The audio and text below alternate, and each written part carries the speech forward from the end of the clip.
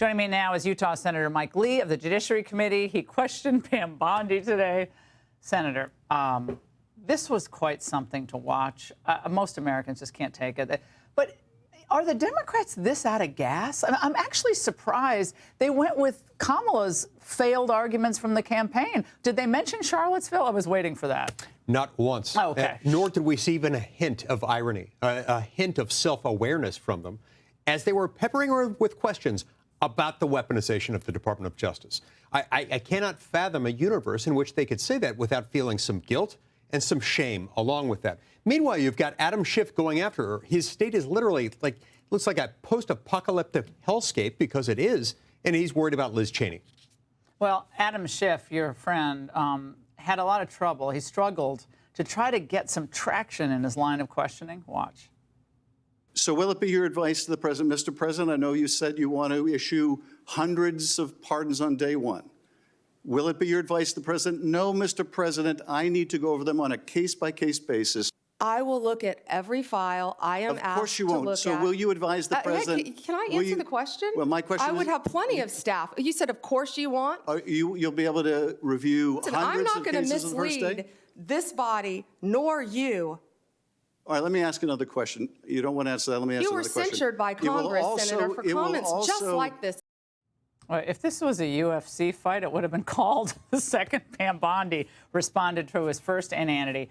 But again, the Democrats, I think, are perplexed by the situation they find themselves in, because this is the radical playbook that they attach themselves to, Senator, but it's not connecting. And usually when your material doesn't connect, at some point you change material, but not so far. They've been using this material so long, and it's worked so long in part because the legacy media has helped them perpetuate that cycle. All of a sudden, there's weeping, wailing, and gnashing of teeth upon their realization that those tricks don't work anymore, but they're still stuck in the same pattern, and they can't seem to get out of it, and I actually like to see it. How many staff prepare these senators for these hearings? I mean, give me a number, because I know you could do your own prep, because that's what you did at the Supreme Court, and that's what you have always done, but how many?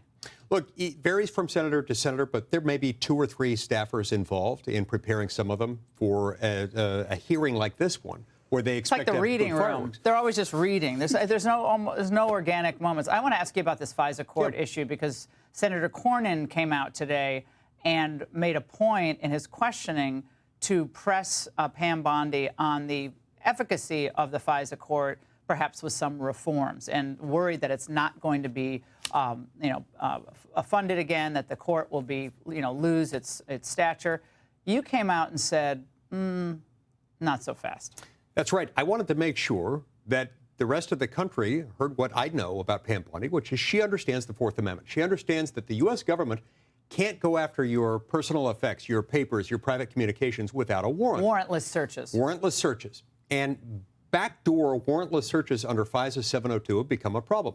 We're told over and over again by FBI directors and attorneys general, don't worry about it. These aren't the droids you're looking for. We've got procedures to handle this. And they're lying.